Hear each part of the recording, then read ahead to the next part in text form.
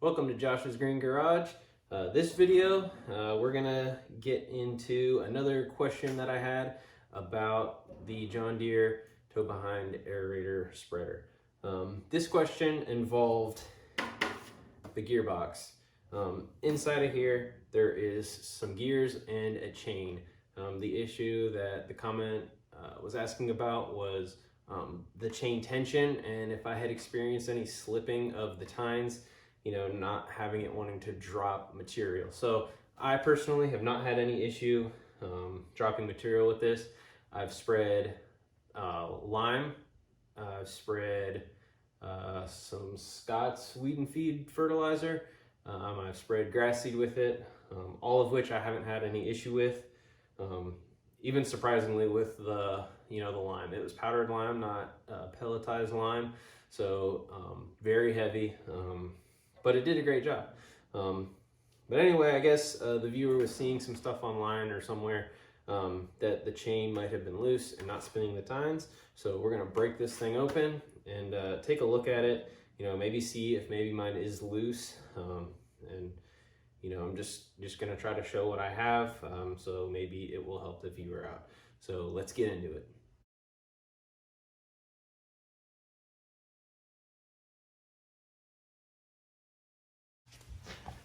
All right, so to take off this plastic cover, there are two bolts. They're going to be an 11 millimeter.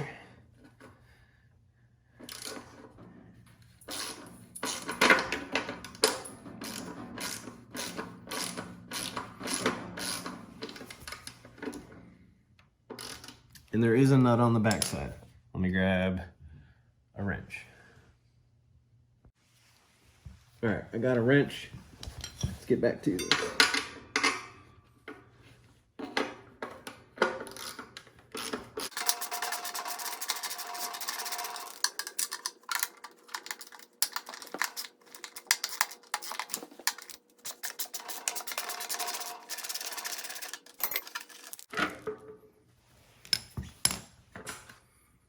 All right, that's what it looks like inside. So a few alarming things I see here. It's a bit rusty.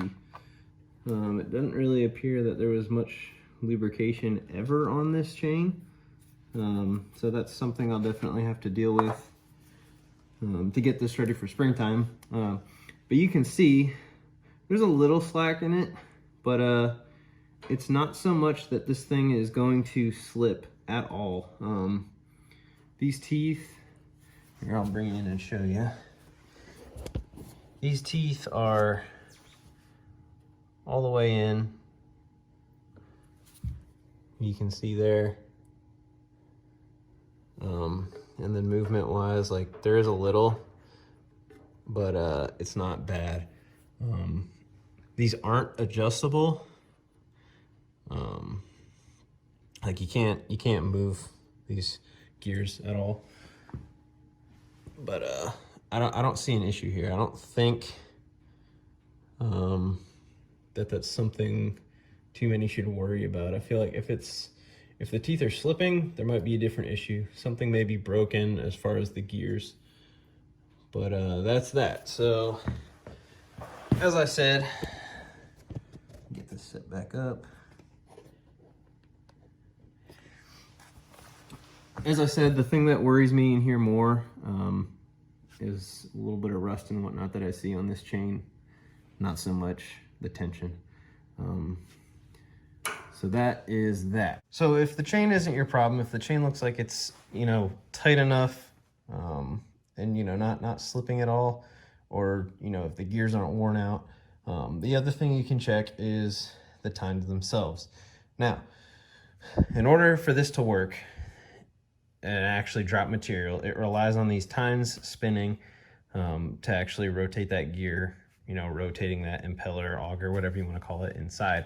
Now, these two end tines are the only ones that actually move this gear. This one doesn't. This one doesn't. This one doesn't. None of the other ones do. So if you take this apart and see that these aren't even turning that, your problem probably isn't the gears. It is possibly this little cotter pin. There's a cotter pin in there that holds this on, similar to like a shear pin on a snowblower or something like that. Of course, it's not a shear pin, but you can see been around there. There's a cotter pin. So your cotter pin may not actually be there, and you may need to just throw another cotter pin on, because that's what holds this tight to the shaft inside, and that's what's turning that. So it may be a simple fix as just throwing a new cotter pin in there. While we're down here, I do want to talk about something else. So another question I got, I can't remember if it was by the same person or someone else. It was about part numbers for these spreaders. Now, all the part numbers that you see for this specific spreader are going to be the same. They're going to have like PAS 40JD or something like that in the part number. No matter where you get it, it's going to look the same. Now, this brought up something that I had noticed and saw before, is that not all of these are exactly the same. And the only difference I could find is in the tines, not even in the part number. So I don't know if it's a new revision or what it is. I couldn't really find too much on it, but there are some differences. So if you look at this picture of the Brinly one,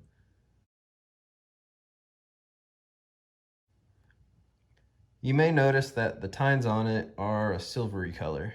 So that's where the difference is, the only difference I can see between them. So this one, you can see they're painted black.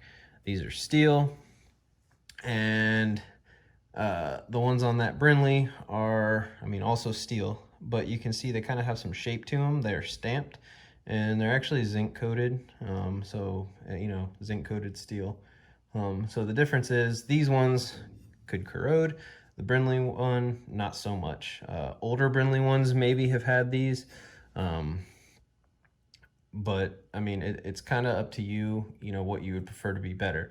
I have seen this exact spreader in my John Deere dealer that had those same tines that you see on that Brinly.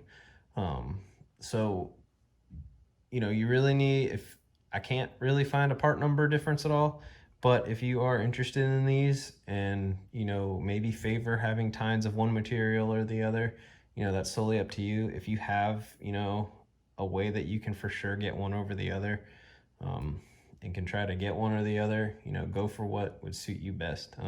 If it's going to be something kept outside, it might be a good idea to get, you know, the one with the galvanized tines.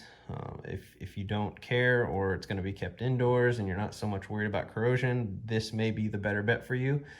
The tines on this one seem to be thicker than the ones that are like stamped. I think they're stamped for rigidity, so you know, they can make them of thinner material. You know, maybe just one of those things that's more cost effective to make them thinner and just stamp them.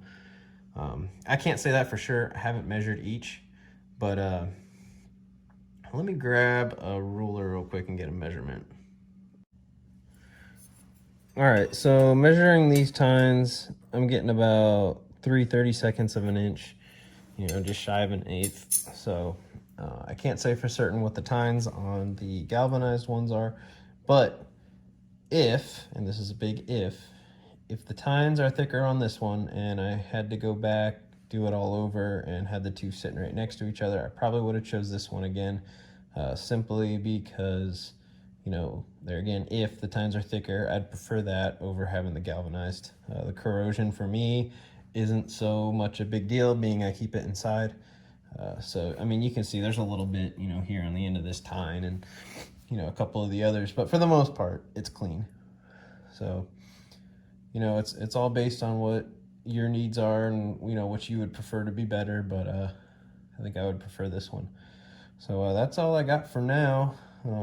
Hopefully this was helpful if you were wondering about this, or even if you just wanted to see, you know, what that gearing looked like or how exactly this thing worked.